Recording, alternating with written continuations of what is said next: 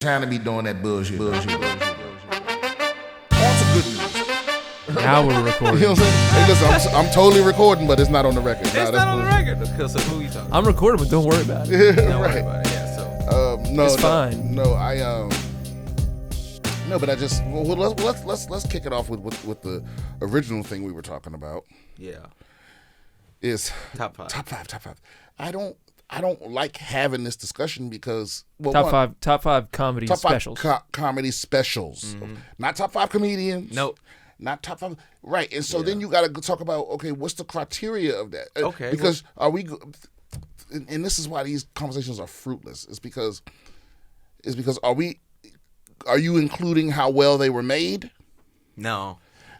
Well, that's what I'm saying. See, I go with that as well. Production value, So all that. let me ask you this, and then I'll give you what I go off of. Production value is Move that microphone a little bit closer to you. Production value is hard because there's some beautiful ass specials out right now that are dog shit. Well, no, I'm not saying that it is all that matters, or even that it should be It's a part of the it. major factor. But if you're not factoring it at all, Okay, I guess I'll factor it in a little bit. It does matter. It can't look like dog shit, right? But funny, right? Just the content. Funny is the number one thing. That's number one. But if only jokes are the main No, thing, it's not. Okay, It's also, I believe, authenticity. So the way you're delivering the great punchline, we got a lot of comics that like have an authenticity to it, to where it's like it elevates it and it makes it, I think, that much better. Okay, but hear me out, because I don't think I articulated what I really mean, what I'm really trying to say here. What matters in a great special that doesn't also matter in a great album? Like, because all the things you just named are still a great comedy album, but if you say special, then that you have to include the visual element. That's the thing that separates the two, right? Yeah, I'll put it. Yeah, the visual is a part of it. That I guess that's the way it's made. So I would add that to it. And then it's hard to go there too, because, like I said, like it's like listening to your father trying to tell you how good Shucky Ducky was at basketball, right? It's like that you ain't there, and he could be swearing up and down he was a young Michael Jordan or whatever, you know what I mean? But it's like you weren't there to feel it. Because let me ask you something: Have you ever watched an old special that was like, you hear people talk about Lenny Bruce? You're right. You ever listen to an old Lenny Bruce album? I have. And you're like, this isn't. It's I don't get it. So I think there's two separate lists, and people confuse them together sometimes. Are we talking about the top best just specials, or are we talking about the top 5 comedians that changed the game? Because Lenny Bruce would be in one, but not the other. I mean, we're saying specials. And I think that specials. Lenny Bruce would only be on the list of influential. That's what I'm saying. Right, Absolutely, right. He's in that one, right? But now, but not in top specials. So, which brings me to the original point I was trying to make. To me, so much of how it looks and the shots and the cuts and all of that has to matter if we're saying a special specifically, because that's what makes it a special. So what's your top 5? Man, I've never even thought about this, but I'll tell you what I think is underrated. What? Is You So Crazy. Yes, it's underrated for sure. Yeah, the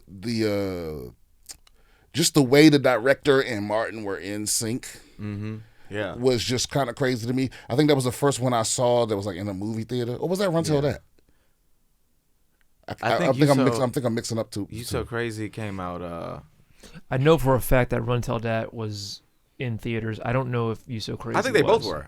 They might have both been. I'm not sure about. Yeah, and here's the other thing too.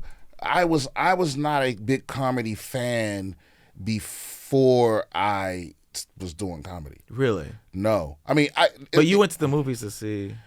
Right, but it's like if it was a big, because that was a big black cultural event that Martin had a special in the movie. Yeah. So we all went and saw that. Just like I saw Raw, I saw Delirious. You So Crazy was in theaters. Right. Yeah. So I saw before I was an adult, I saw Raw, I saw Delirious, I saw You So Crazy, I saw Run Till That, I saw Whoopi Goldberg's one woman show.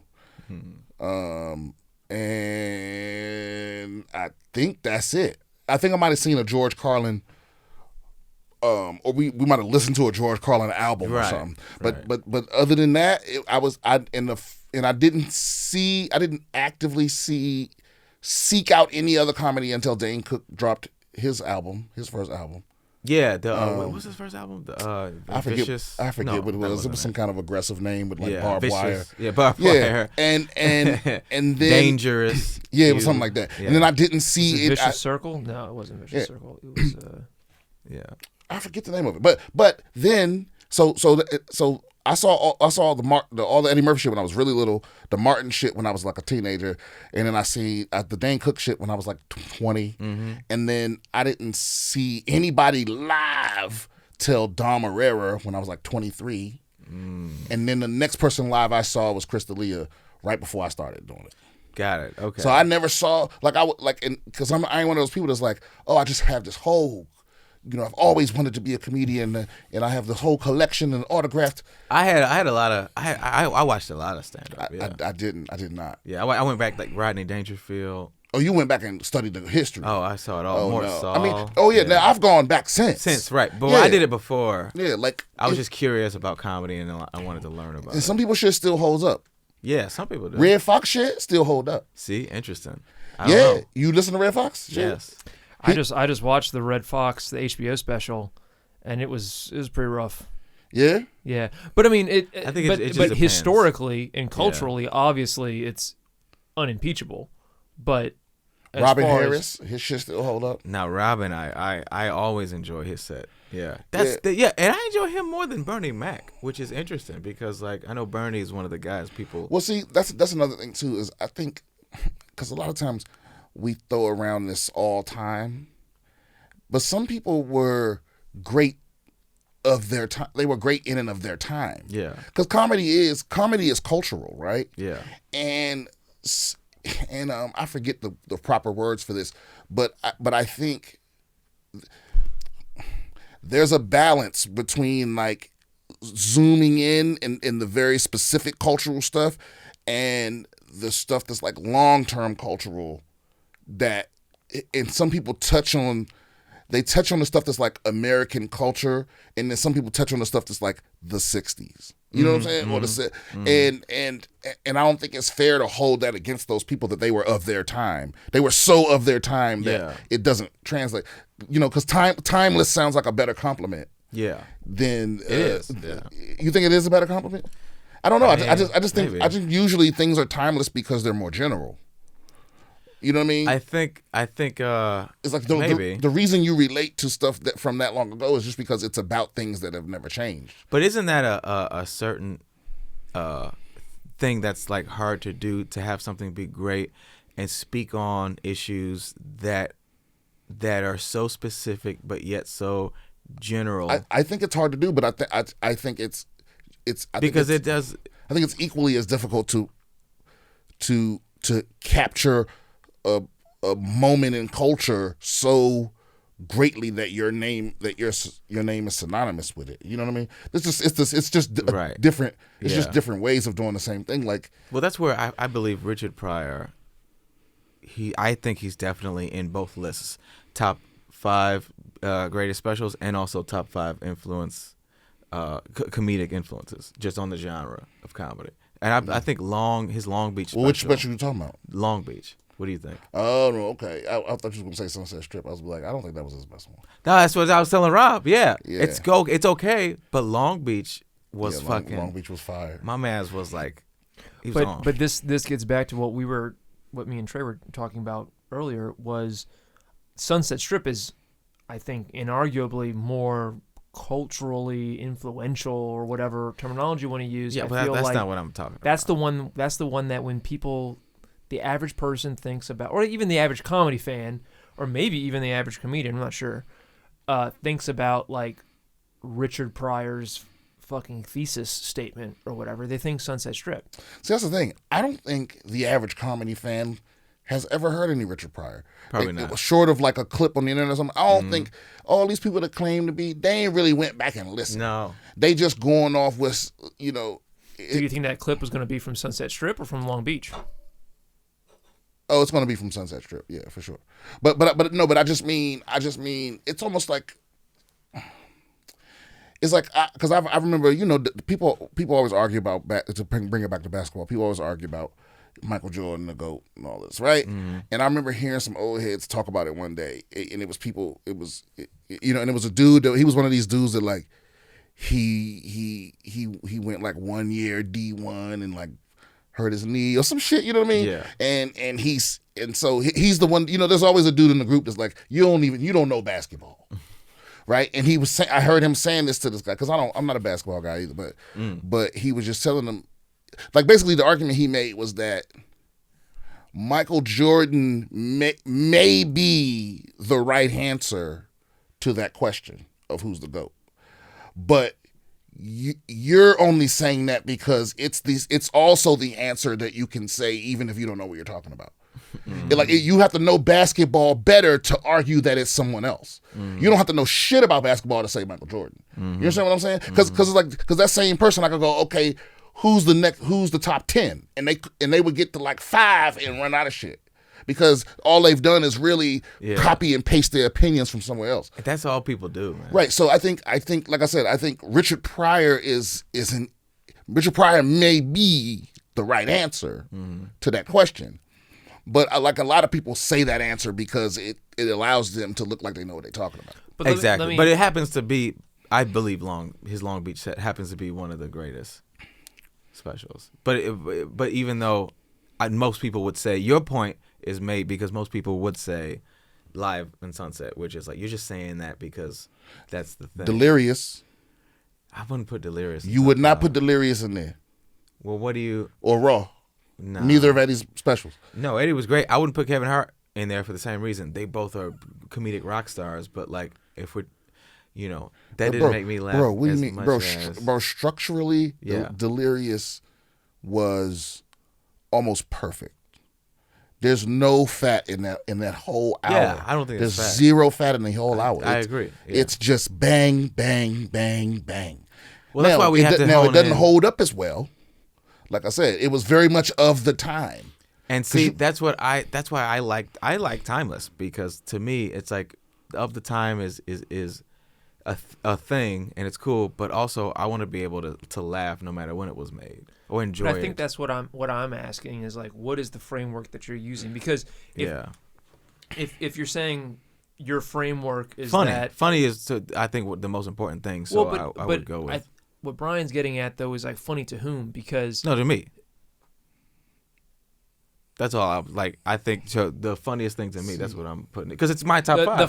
The funniest to you, right? In 2022, yeah, right now. But listen, you can have a personal top 5. But if we're discussing what's the top 5, then it can't just be me and you going back and forth for what our top 5 is. We have to come up with a criteria for measuring. I think that's doable. I think you can definitely find that if you combined everything we talked about. So the production value, how the culture impact of it, and then I can kind of see how Eddie. So you'd put Eddie in top 5. What I'm saying is because not even with specific names. What I'm saying is of the times and Timeless. Mm-hmm. I'm saying those are equally impressive, and you're saying that Timeless is more impressive. So no, just personally, I was saying that just personally, it's more impressive to me, but maybe.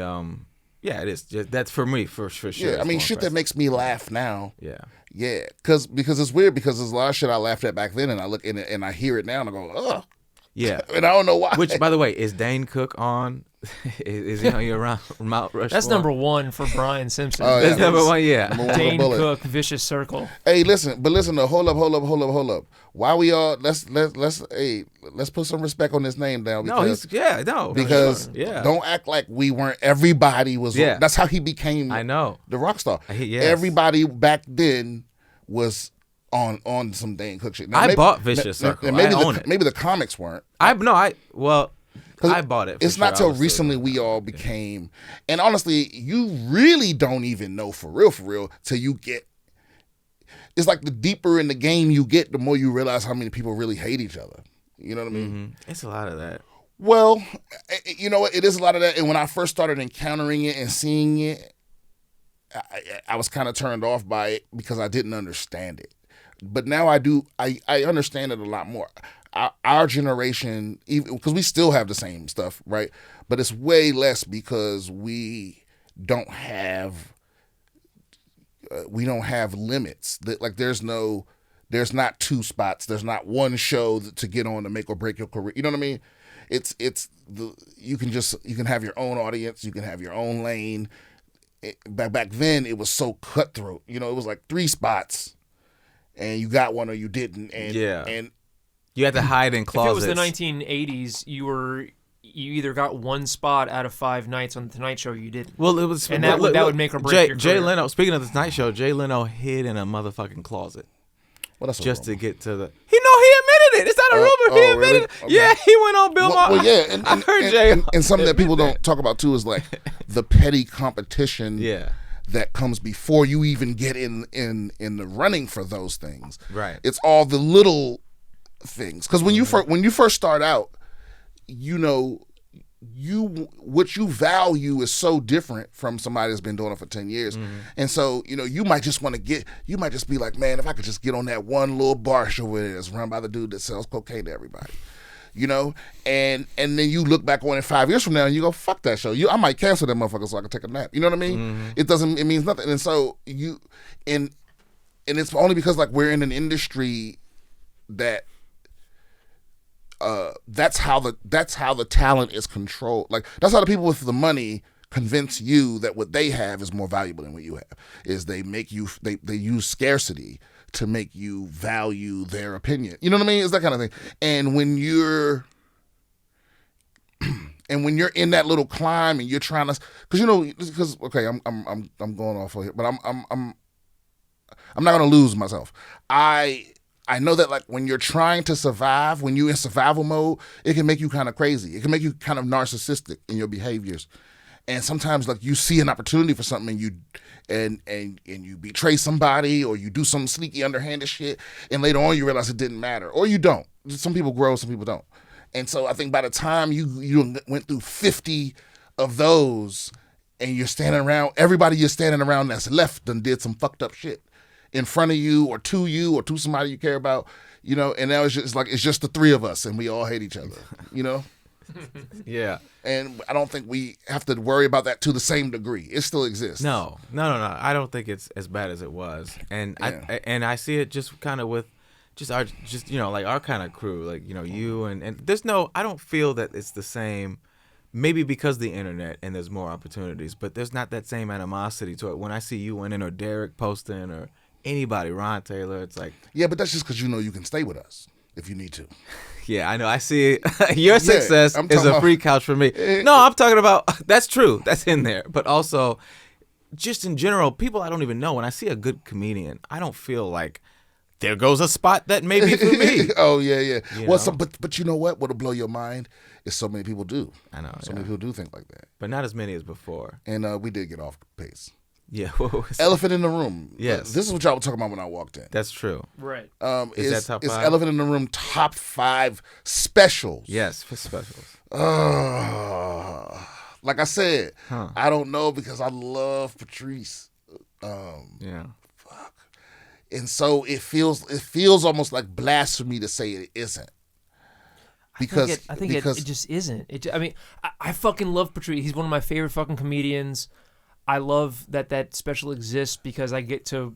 Oh yeah, I get a little fragment of what Patrice was like, but from a production standpoint, that special sucks. It's produced terribly. I think that it doesn't actually do a good job of like conveying or capturing to the audience what it was like to see Patrice live. Yeah, I mean, to be honest with you, 99% of the stuff that made me love Patrice was listening to him on Opie. Yeah. But there's literally there are days worth of audio on the internet, probably weeks worth of audio of Patrice just talking. Yes. Just his philosophy and all of that, and that's what made me love Patrice. It's great. Yeah. And so, Elephant in the Room, I don't know if I would put it in my top. In fact, I wouldn't say it was his best. No, it wasn't. So I don't know. I don't know, man. Okay, what about Rothaniel? Rothaniel. Yes, Gerard. Did you see it, Rothaniel? Well, I didn't see it, again, I don't think that was his best. No, it wasn't. Gerard Carmichael hasn't, in my opinion, how funny Gerard is has not been caught on the camera yet. Yeah, because I think, but I think the people that have the hardest time with that are the sort of the in the room comics, because there are comics like D'Elia and Theo Von and people like that like what they do, what they're masters of, like, is that energy in the room and like the way they manipulate it and catch it all and like they're masters of that, and that's hard to catch on tape.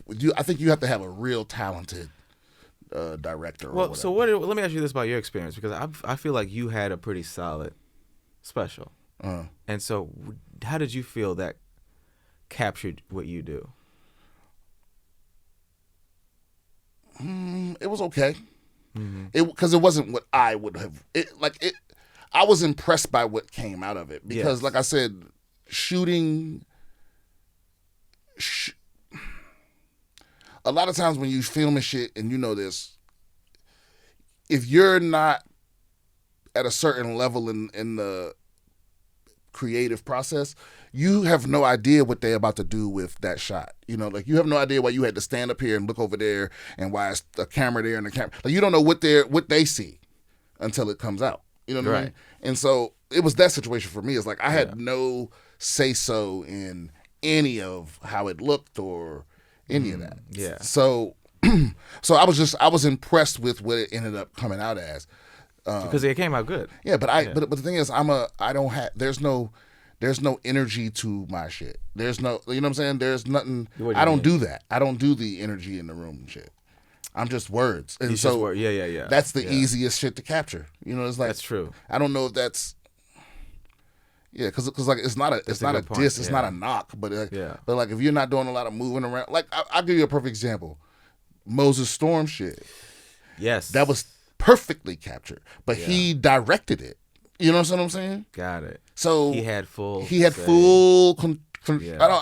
I don't know him personally to say whether he had full. But control. I mean, but he had a lot of fucking control over it, and he built the stage himself. Okay, so there it is. He built the stage. He picked the shots. He picked the videos. He did the whole, and it perfectly captured what he does. So I don't know if it's the control then that would really make it. I don't know, man. I think you have to be. I think a special is just like anything else, man. I think if you're obsessed with the like you know how they say, like, if it's a miracle that any good movie ever comes out, and because there's 150 people involved, and at least 50 of them got to be on top of their shit for the movie to be good, right? And make it out, right? And even then it might not come out. And then who was the lady that just did? What she play? Wonder Woman or Batgirl? Batgirl. Well, the Batgirl movie got canceled, right? But it was finished. It was time. Think about that. Think about that. Now we'll never know if it was good or bad, but they spent all that money. Who doesn't release it, bruh? You know what they did was they canceled it because they got a new CEO. Yeah. And if the movie doesn't, and he saw it and was like, "This is no." Oh, okay. He wanted to balance their books, and the thing is, if it doesn't come out, they can write it off as a loss. What? Leslie Grace was the woman. Yeah, but think about that. You're a starving actress. So they won't make I don't think that's true. That is absolutely true. Yeah, that's 100% true. Wait, but so you don't. But so wouldn't they have at least made their money back? You would think. Well, right? that's the thing. He probably didn't have faith that they would, so that's why he'd rather write off the cost of the movie than put it out and risk. Not making the money. It's actually even better than that. You can write off the projected income that you would have made from it. So it's not just it's not just the production of it, which I think was about $90 million for Batgirl. You can say what you thought it would if it came out. Yeah, you can basically. This is what it would have made. Yeah, you can basically draw it down to, and there's some wiggle room here, but you can basically draw down what you would have made. And they pay you that? No, you write it off on your taxes. Oh, okay, but still, it's like you get the money back. No, you don't get the money back. You get a discount on the money you owe. Which You reduce your tax liability. Right. So it's not like. But you're making a net positive at the end of the day. Well, no, it's like the government isn't going to give them back the cost of the. Like, so say they owe zero taxes, right? Somehow, which they don't, and then they go, "We're gonna write off this movie for $90 million." The government ain't gonna give them $90 million. Then what's the point? The point is, if they turn around and spend $100 million on something else, they can write off that they can write off that $90 million now, and now they owe less. So they don't get the money, but they still get it on a future project. They get the price off. They get to owe less taxes if they owe taxes, but they don't just get a check for whatever they spent. Hey, it all still works out the same. Yeah. But they certainly will do that. And imagine being that girl. He would have to see me after that. I'm sorry. we gonna have to fist fight because to get all the way to that point, because I don't usually have that much sympathy for actors as a group. Yeah. Because the people they allow to speak for them are usually fucking, just airheads. Right. But you do it's finished. But I sympathize with the struggle of like all the things you have to sacrifice to be here, without a trust fund, and all the no's. The 50, 60, 70 auditions. Now they got everybody doing self-tape, so now that's coming out your pocket. You know what I mean? And all the money you spend for makeup and costumes and hair dones and all this other stuff just to get little roles, small roles, and then to finally hit that point where you're the star of a fucking DC movie. And it's finished. So you did all the work and it's done. And you just about to cut. And they go, no. You will have to fight me, motherfucker. You will have to fucking fight me. You would. I'd have told all my mama and daddy, my family. You know what I'm saying? I'm ready to cash these checks. Well, it's real. At that point, it's finished. It's more than real. It's done. Yeah, man. And then for them to cut. But let me ask you this. Do you think the director should pull an Andrew Schultz and buy it and then release it themselves? That don't make financial sense. Really? You don't think they would make their money back? There's not. Because that's what Schultz did, and I think he bought it from a streaming service, put it out himself. HBO Discovery can't, or WB Discovery cannot sell it. They can only write it off if they don't sell it. So they can't sell it to Netflix. They can't sell it to Amazon. They can't sell it to the director. That's crazy. They basically have to put it in a vault, throw it in the trash. They made a whole ass movie. Mm-hmm. Yeah. And nobody's gonna. What if it's good too? You know what's even worse? It's probably not. It's probably fine. It's probably okay. It's probably a C+. But hear me out. How mad would you be if on top of you shot the whole movie, it was like a masterpiece, and this nigga still was like, we can make more in the back end. Oh yeah, I mean, I would be mad if it was dog shit. If it was, if it was. Oh, you wouldn't be kind of happy if it's like, oh, thank God. No, people. no, because that's the thing. Name your top 5 greatest actors of all time, but only people that haven't been in a dog shit movie. There ain't none. You got to start at the bottom somehow. But if you can, what dog shit movie has Leo been in? I mean, I don't know off the top of my head, but I guarantee man. You gotta come with receipts if you're gonna come at my boy Leo. What you mean? Shutter Island. You gonna come at my boy? Get the fuck out of here! Shutter Island. Let me see. Let's look up Leo's worst movies. Come on, man. You gotta come correct if you're gonna come from my boy Leonardo DiCaprio. You gotta show me some receipts, baby. Let's go. Let's see. I mean, now, are you saying that you've seen all of Leonardo DiCaprio's movies? I'm saying I've seen enough to know the man doesn't miss. Oh, so you've seen Romper Room, the TV series? We're talking about movies, okay, right? Okay, my boy. So you Poison seen Ivy, 1992. That's a real piece of shit movie. You seen Critters 3? Critters 3. Yeah, listen, okay. I'll put that on top of it. This Boy's Life. Critters 3 is fire, bro. Man in the Iron Mask, trash. Was it trash or was it okay? That was pretty trash. That's trash. Come on, man. The Basketball Diaries. I didn't see that. Fire. Oh, the Basketball Diaries kind of rules. Fire. that Come on, man. That's what I'm saying. Iron Mask was probably his weakest movie. J. Edgar. That was good. Come on, man. That was not a terrible movie. You're saying no. Look. All I did was Google his worst movies. It was this ranked from worst to best. But the point. In 1991. This is before he'd been in really fucking anything. Did you say Poison Ivy? Poison Ivy. What, like the that was Batman 92. villain? Batman? No. Poison Ivy. That was like a raunchy sort of Cinemax type movie with Drew Barrymore in it. I thought it was like a spin-off, a solo I never movie. saw this. Have y'all seen Total Eclipse? No, I don't think so. I don't know what that is. It's a. I seen Eclipse of the Moon. But listen, that's just my point. I mean, Yeah. we don't have to really go further down this list. But I mean, everybody, your point is my everybody. point is terrible. the point of the point of that movie coming out is so that she can show that she can lead a movie. Yes. That's what starts your career. Is that it does? Everyone knows.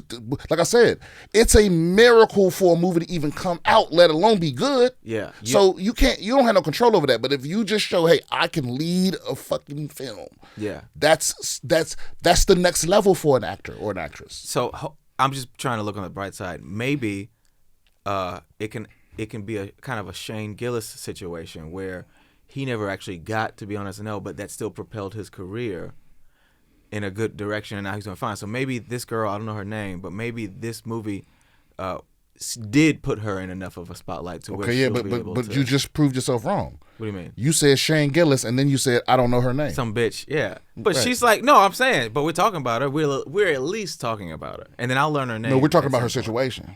That ain't the same thing.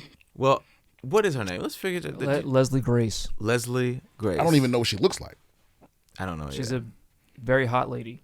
There it is. Oh, She'll yeah. be fine. Well, yeah, She'll well, be of all course she's a hot lady. She plays Batgirl. She'll be all right. Batgirl, I heard was a lesbian too, so we missed out on probably a hot. I mean, it's a lot of lesbian stuff on TV right now. I'm not mad at it. Yeah, it's in right now. You know what I mean? Lesbians are in, pussy's in. Leslie, what's her name? Leslie Grace. Leslie Grace. Yes. Yeah. Yeah, very, very attractive. I mean, more power to her. Maybe she did do a good job. In my head, she could have. But DC is going downhill. They lost Flash. You hear about this guy?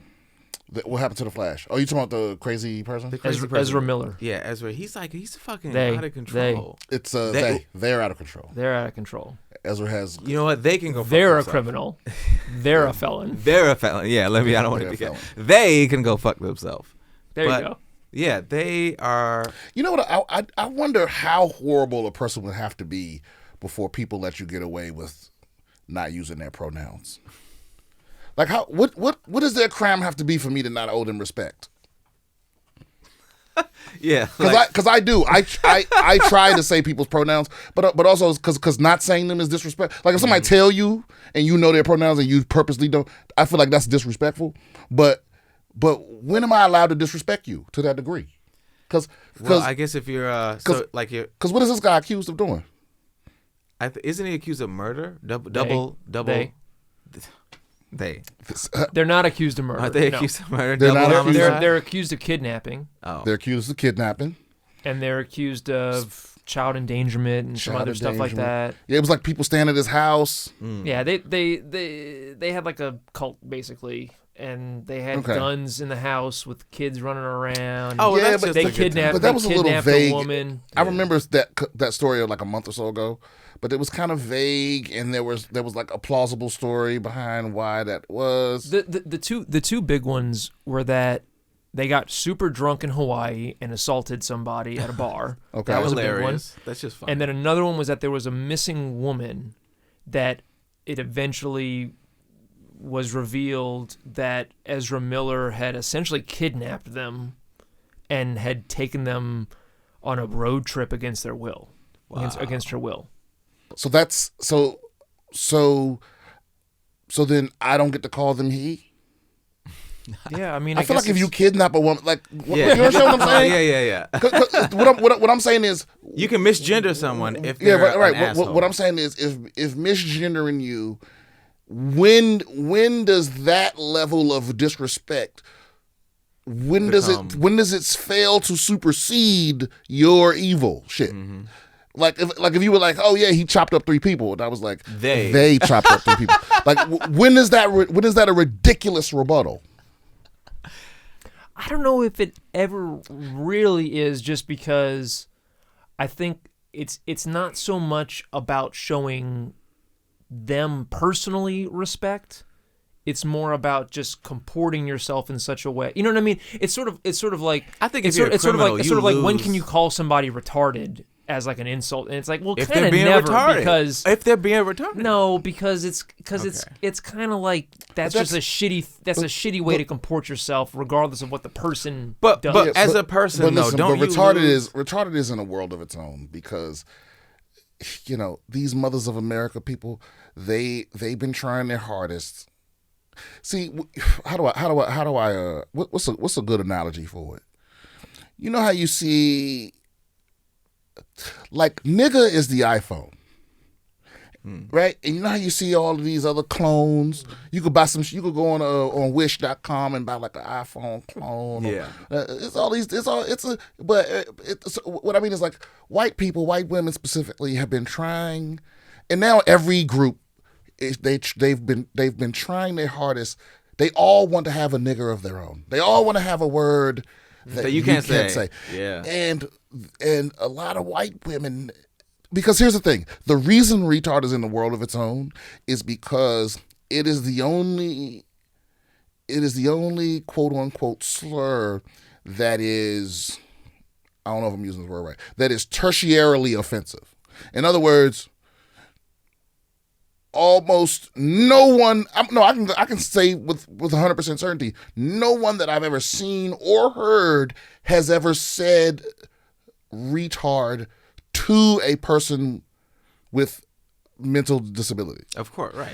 The only people that get offended by the word retard are people that are connected to one of those people that hear you say it. It's the only slur that is not directly used against right. So that's why it exists in this. I don't even want to call it a gray area, but let's call it a smoky area. Yeah. I'm gonna disagree with you on one point though. There, gay. There's a similar thing where when you say that's gay, that's not necessarily that you're like you're disregarding somebody's sexuality. It's that there is a collateral victim. Not really. What to that, victim? Right? Who's getting hurt? A collateral victim to saying something. In the same way that if somebody does something stupid and I call them retarded, it's not that the reason why that's wrong is because there's sort of collateral splash damage on people who actually have intellectual disabilities, right? And I'm saying that there's no. Isn't that what you were saying? No, I'm saying that's the argument. I don't agree with it. I don't agree that. But I'm saying but let's assume for a second that you do agree with it. I'm saying that a similar slur for that is if you were to say that's gay to somebody who's not gay, because but here's the piece, here's the missing piece of the puzzle. Sure. Right? Is because, again, the F word's a slur. Sure. Right? And people do call gay people that. Sure. Right? Yeah. Now, so that I think you got to set that one to the side. But gay and retarded. Now, I see what you're trying to say. You're trying and stop me if I'm wrong. You're saying that me calling someone that's not gay for some shit they're doing, that's also the same as me calling somebody retarded because it's affecting somebody that isn't there, like somebody connected to the right. But here's the difference: is that gay is something that a lot of people are and a lot of people want to be, right? So when you call us, the reason gay is an insult in certain circumstances, the reason why it's less okay is because you're implying that gay is something that no one should want to be, by using it as an insult. Now, retarded, you're also making the same implication, except that implication is correct.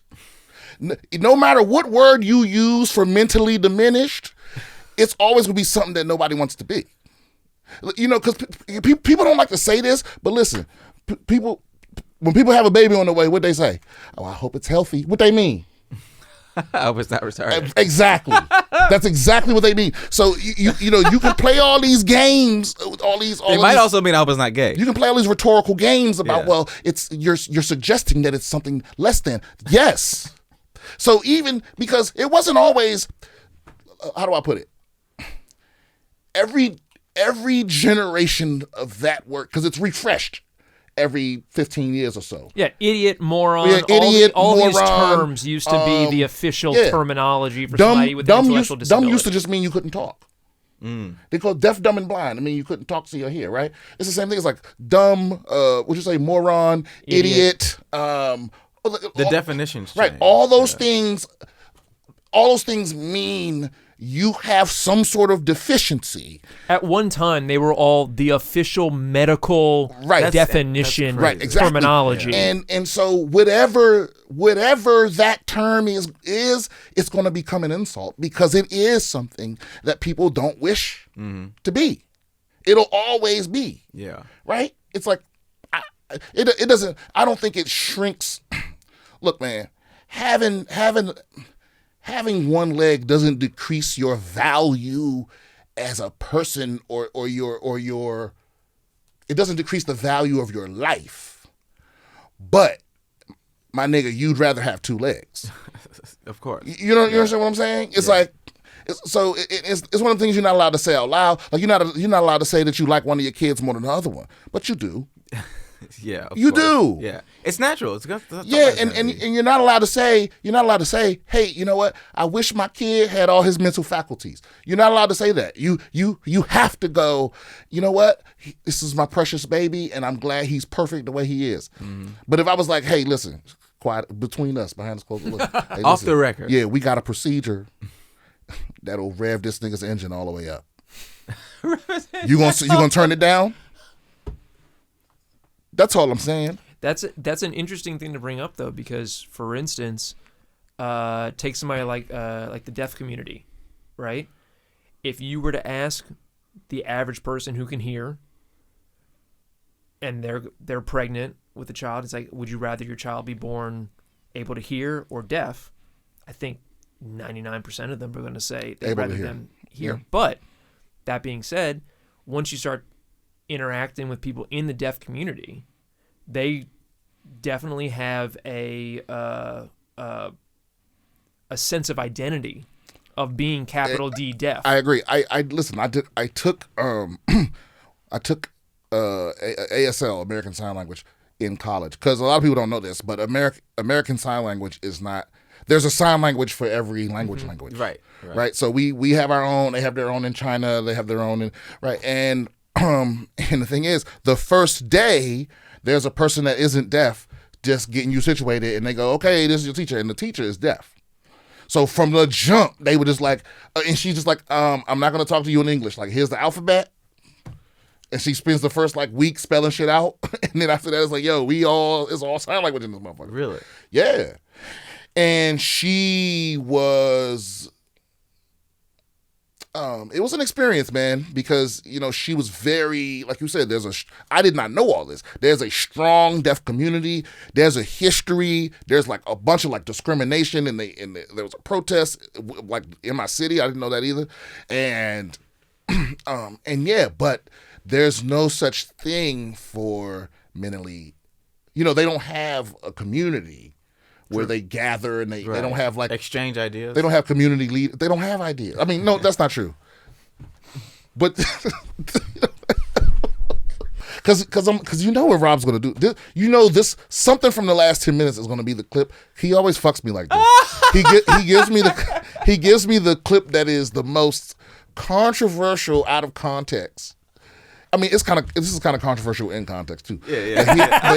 This is not. There's no framework that makes this non-controversial. Let me be clear. I am of the opinion that mentally challenged people do have ideas. on the podcast, I'll be like, Biggie's best song is "Fuck Bitches Get Money," and then Rob will cut "Fuck Bitches," and that's all I have to post.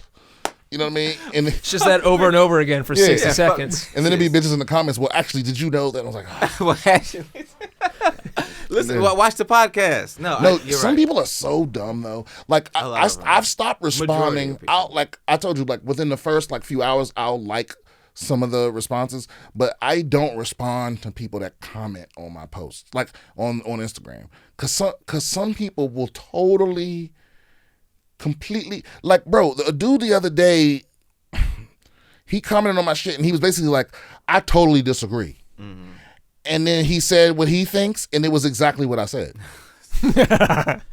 Yo, the internet is great. People are great. And the thing is, you never know if someone is just trolling you.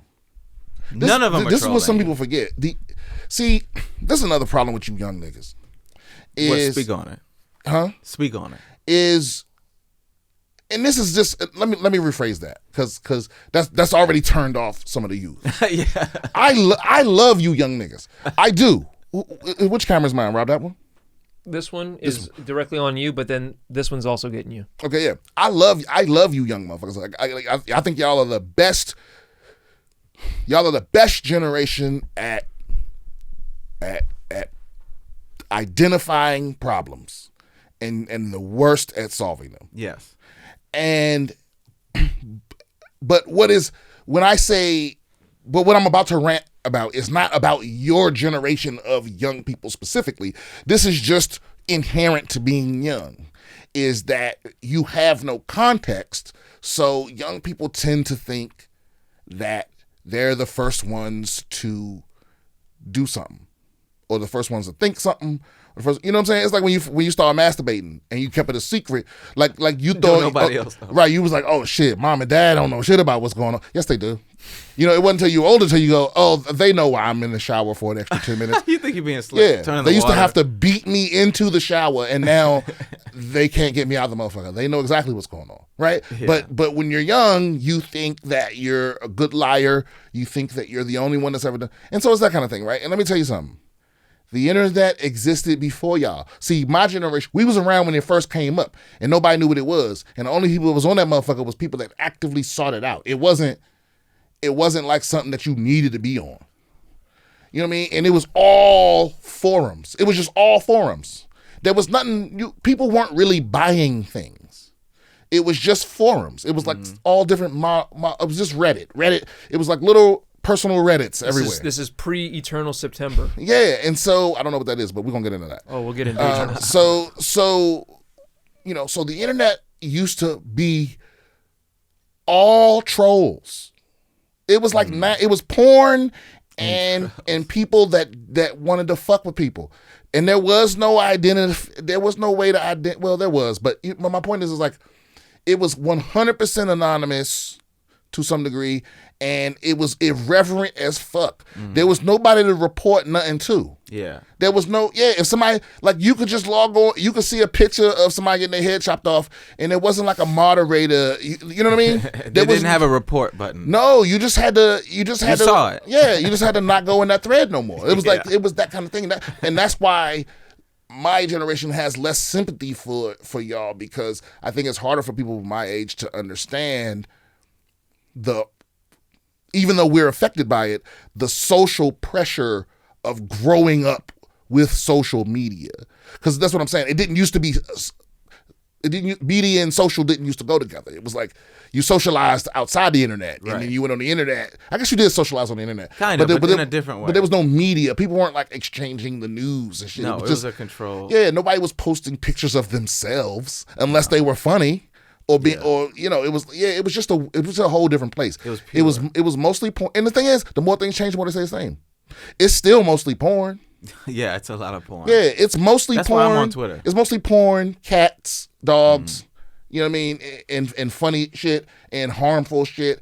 And then people came along and tried to be like, oh my God, what is this? This should be regulated. You know what I'm saying? Which is why my shit can get so easily banned from Instagram, even though I've said something innocent or whatever. Me too.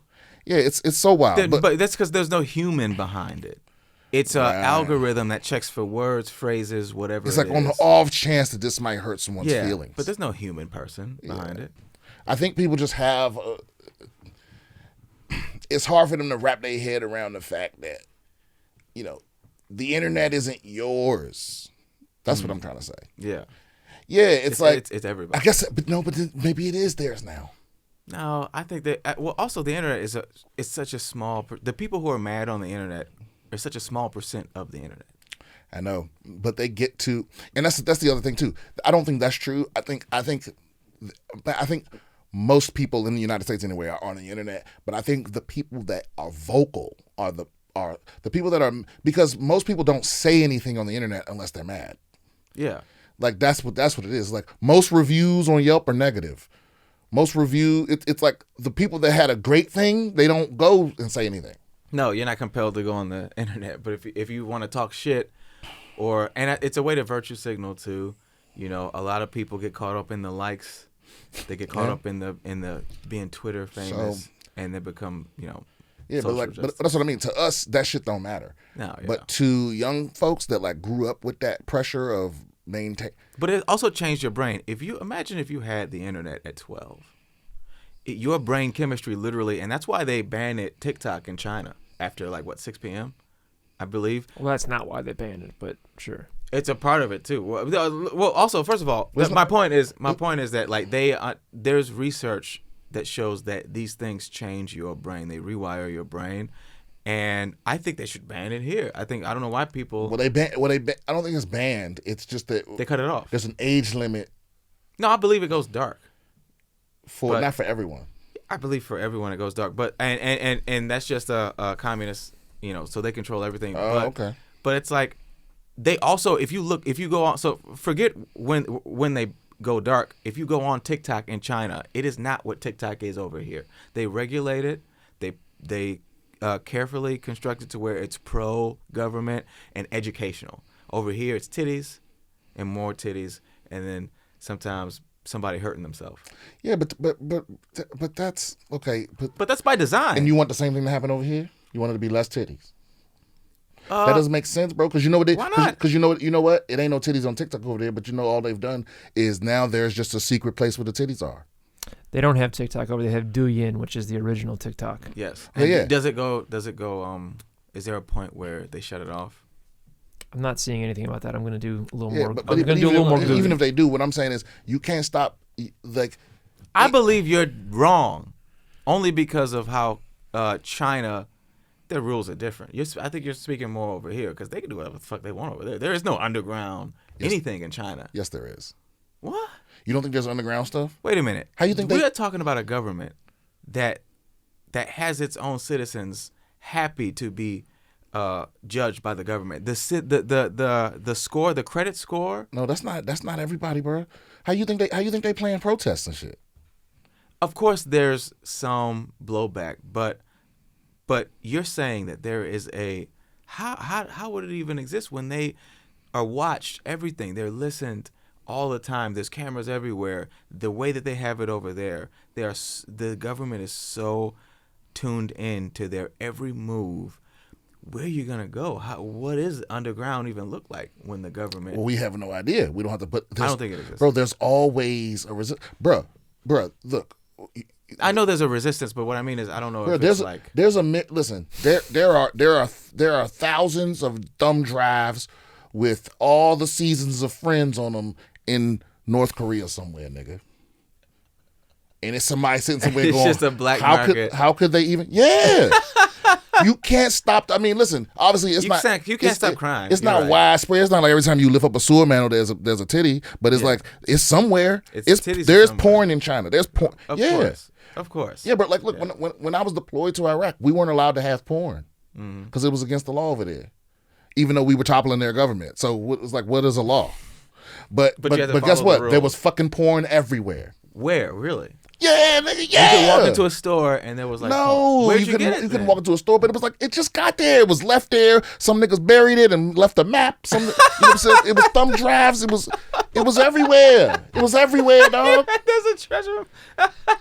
All right, baby. You think I'm kidding? all the kids in my neighborhood. I lived in Magnolia Forest in Pearl River, Louisiana, and there was a big fucking chest in the middle of the fucking forest. Hey. And every boy under the age of 14 knew exactly where that fucking chest was. And there was a community library. Chest. Literally a community chest. Literally a community chest of pornography Yeah, in the middle. Why isn't the grass growing over there? Or why is it growing way too well? Yeah, man, bro, you would be surprised. And it didn't happen a lot with people that lived in the city. Yeah. But you'd be surprised how many dudes will tell you a story about stumbling across porn in the woods. Okay, yeah. It's like you can't stop it. It's in there, what you gotta go. Yeah, you can't stop it. No. But they have a good grasp on it. I feel like we're gonna get there. That's where they want to take us in America. We can already see. That's because Americans are so willing to give up freedom for perceived safety. It's the right and the left that are both willing to. It's like So the lockdown is a what I mean is we need to start calling it what it is. There is a disingenuous right and a disingenuous left. Yeah. And because if you look at it less as a linear spectrum and more of a circle, there's a point where you get so far left wing that you're right wing, of course, and you get so far right wing that these people, these are the people that want fascism. Mm-hmm. There are people that are the horseshoe. They're ideologically left or right. But they're on the fringe. But where they differ from the rest of us is what they're willing to do to get what they think is best. Right? They're willing to do violence. They're willing to allow fascism so long as it's a fascist that wants what they want. Right. You understand what I'm saying? I don't agree with that though because no. Well, give me an example. Give me like the left wing fascism. Remember the episode we did? It was one of our first episodes where we were talking about how both sides were trying to ban literature. Right? It was when the right was, and I forget what the left was doing exactly, but it was when the right wanted to ban critical race theory. Okay. And what was the left trying to do at the time? Well, but I remember kind of what you're talking about. I remember we looked into it, and it was like they were trying to remove like some authors' books.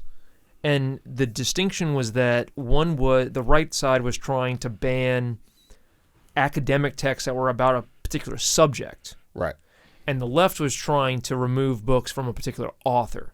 Right, but what's the right? But and I think what I would have said back then, and I don't remember what I said, so don't quote me on this. But I think what I would have said is it doesn't make a difference. That distinction is irrelevant for the simple fact that either situation sets the precedent that it's okay to ban books. Right. Yeah. You understand what I'm saying? I don't think that is. I don't think that banning books though is left wing. I think that this is not a no true Scotsman fallacy. But I'm saying that you're not left wing if you are talking about banning books. But I think, but there are that's why. people. Wait a minute. That's definitely a no true Scotsman fallacy. Well, but that's why I said there's a disingenuous left and a disingenuous right. Because yes. I don't think banning books is a right wing thing either. Absolutely, I think it's a fascist thing, and right. I think there are people on both sides that they're so extreme. Even though their base ideology is left and right, what they are willing to do to get what they want. It's you know what it is. I remember I heard a term a long time ago. I think what you're describing, you're describing authoritarianism. That's not the same thing as fascism. My point is, I heard a term a long time ago about. I asked this question in class. We were debating politics or whatever, and it's like, would you be willing? Let me ask you this, you as well. Would you be willing to cheat an election to so if imagine everyone you wanted to win an election over the last 10 years, if you alone, you're a master hacker, you're the most advanced hacker in the world, would you be willing to cheat the election to put the people you thought was best in office? Because that's what I mean, right? There's a such thing. I heard the term process Democrat 10 years ago when I was still taking classes, and I was like, what the fuck does that mean? And that's what it means. It's like, is it more important for you to win, or is it more important for the process to be respected? Because when we lose, we tend to whine like babies. Because if it's a fair process, you just got to eat that. Yeah. If you believe in the process that we've created, right? If it's fair and it went on, and it's on the up and up, you have to live with the results. But a lot of people are like, nah, fuck that. I'll do whatever. Yeah. Because the outcome I want is what's best. Yes. So would you be willing to cheat to win? Like if you could put if you could put a thumb drive in the computer somewhere, and we're in 2016, and you could put a thumb drive in the computer somewhere, and Bernie's president. Is 9 Ruth Bader Ginsburg's on the Supreme Court. Well, bitch. Don't get me started on her. But I'm just saying, everything you want, everybody that you want is going to win. Okay. Would you be willing to do that? Would you be willing to cheat? You would be? What about you? Yeah, I'd be willing to cheat. Fascists, both of you. Yeah. No, that's not what fascism is. No. No, that is, but No, that's, but you're it is something. No. It's just that I'm smarter than everybody else. All Well, That's the. right. So I should make. Well, so yeah. if we're talking All right. about No. a situation where either everybody gets to make the decision or I get to make the decision, It's I'll fa- make the decision. Oh, yeah, It's only listen, hey, fascism listen, if I'm listen. not in charge. Hey, I would like everyone. If I'm in charge, I would it's like not fascism. I would like everyone to write in for this. Write in. Yes. Hey, listen, if you want to send questions, comments, concerns, please email me at bswithbriansimpson@gmail.com. Do not comment. I may or may not see it, but I will not respond to it. I need it all in one place for the purposes of organization. So if you want me to respond to you, actually, I respond to YouTube comments when I have the chance, or I might like it or whatever. That is me, by the way, responding. Even though some of y'all love Rob more than me, we'll talk about that later. But That's just Rob. He's got burner accounts. but if you want me I got somebody socked up. He's like, I love that guy, Rob. He makes it. right. Should But give him a raise. if you would like me to respond to you on the podcast, please email me, bswithbriansimpson@gmail.com. Now, I have another philosophical question for you. Please send me a reply to this. So say some uber powerful alien species. That's what we're going to do. From now on, we're going to have a segment where we do a philosophical conundrum. That's great. Say some philosophical alien species contacts you and just you. Wait, before you get into this question, I want to make one clarification for the previous question, and we'll talk about this on a future podcast. But Just don't say retarded. I won't. There is a distinction between fascism and authoritarianism. Break it down for us. And, well, it's going to be too long to get into it, but fascism is a specific ideology that has certain components to it, which I do not subscribe Right. to. And that's to Isn't be, one but- the government and one the person? No, one has to do with who owns the means of production and all those other things. I understand the distinction, but I think colloquially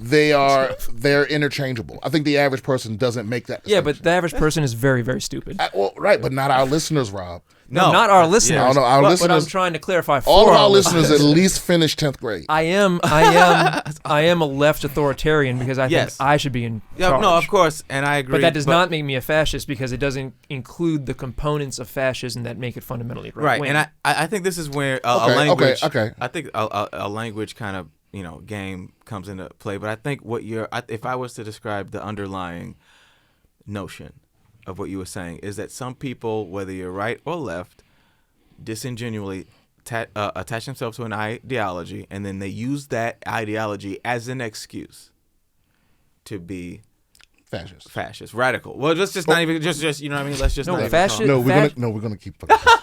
Yeah, Fascism is a specific ideology that has certain elements to it. Okay, but you so cannot conflate remove them. fascism. But You but can't but conflate it with profession. Like bro, for example, if I go to McDonald's and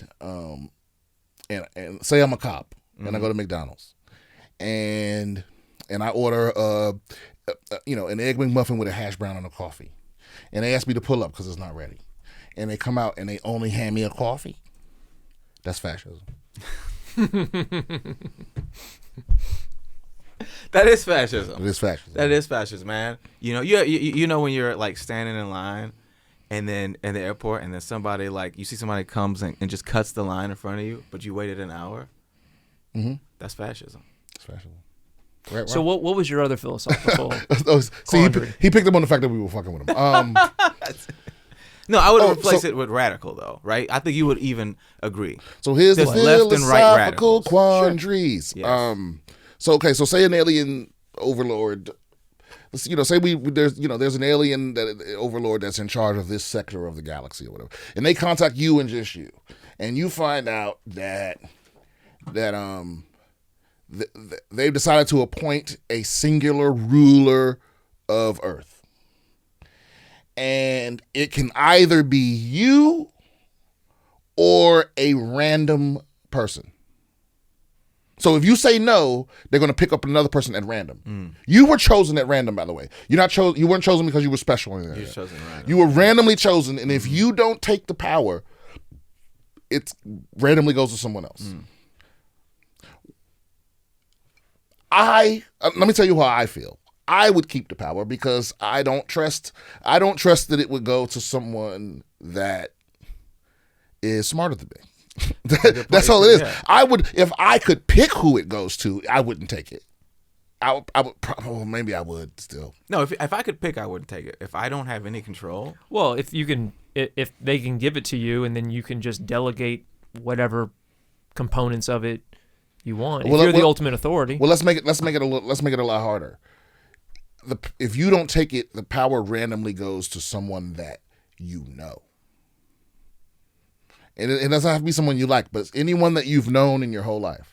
Is part of the stipulation that I'm not allowed to delegate No, you large cannot. elements of No, it? you're essentially like remember the phrase. I got to clock in every day. I gotta be the one that makes a decision. You know the phrase, any sufficiently advanced technology is indistinguishable from magic. I believe that is Arthur C. Clarke. Yeah, you will essentially be God. Okay, so are we talking like Dr. Manhattan? You would be if I accept this power, I would be like no, not Dr. Manhattan. You cannot manipulate reality. But you're like president of Earth. But you're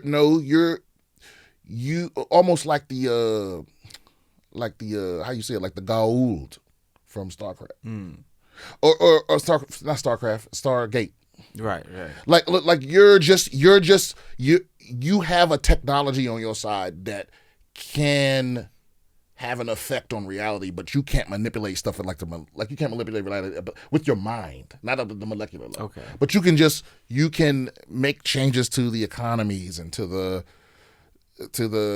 what technological level is available and all of those things. I would accept that power immediately. You would? And that's exactly why I shouldn't have it. But I mean, if that were offered to me, I would accept it in a heartbeat. Well, I don't know if that's why you shouldn't have it. Okay, I think it's smart. no, but wait a minute, Rob. But it can be you or someone better than you.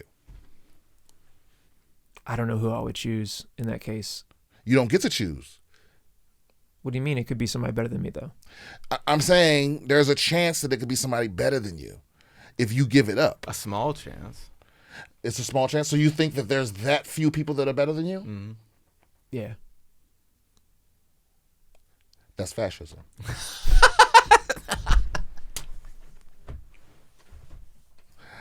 All right, guys. Thank you for tuning in to BS with Brian Simpson. That is episode 24. This one's coming out first, right? Yeah. If you have any questions, comments, concerns, email me at bswithbriansimpson@gmail.com. I will be at the Addison Improv next weekend with the homie Hassan Ahmad and It's not. Fuck that guy. and Sam Lopez. Fascism over here. That's fascist. No, Yeah. no. And I'll also be, I guess, the next episode will come out before that. So I'll be at the Addison Improv next weekend. You got anything to plug, Trey? When is this coming out? Follow Tomorrow. It's coming out tomorrow. Yeah. Follow me on all socials at BS Comedian. Hit the link tree. Listen to the podcast. Hit the YouTube. And most importantly, listen, if you like the podcast, I don't give a fuck if you actually physically like it or subscribe to it. Just share it. Share it with somebody. Put the bitch in the text. Put it in the email. Put it in the group chat. Just share it. That's all I need from you. All right? And you got anything to plug? Just follow me on social media, Tre Stewart, #1, Instagram. Also check me out, Tre Stewart Program with White Rob. And I guess if it's coming out tomorrow, then if you're in New York, look me up. Come to the Comedy Cellar. Oh, yeah. Congratulations to Trey. He just got past the Comedy Cellar. Thank you. Thank you. I did that last year. Nice.